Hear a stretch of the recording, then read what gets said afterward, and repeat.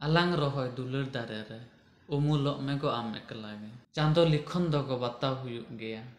kopar likhon dogo okoy erukiya. Hirin miyeng am,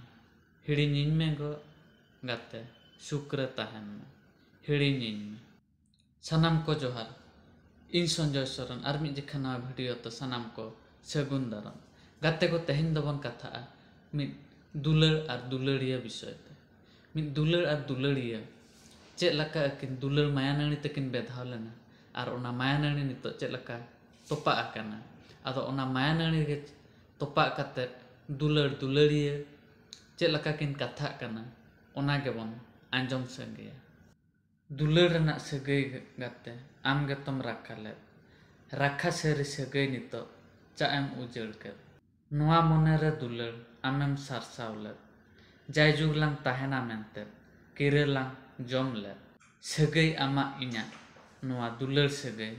balang topak hirin mego gate hirin nase ho jute dular tahen kan khan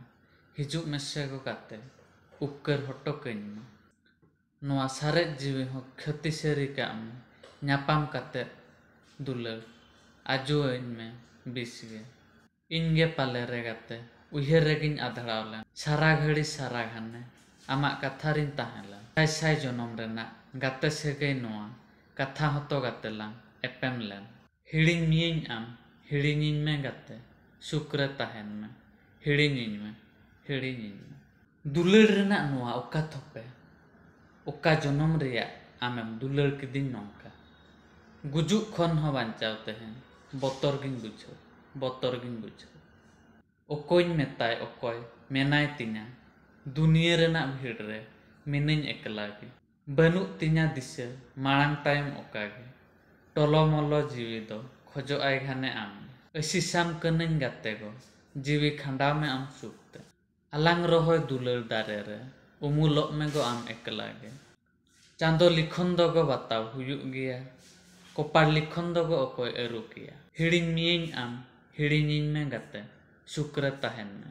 hirin me noa monere dular amem sarsaw le jai juglang tahena mente kirelang jom le hirin me noa video judi pe kusi ka tabona like tabon pe comment tabon pe share tabon pe ar subscribe lagit do alobon hirin ma tobe khan ar mitten na video rabon nyapama ma tobe khan johar।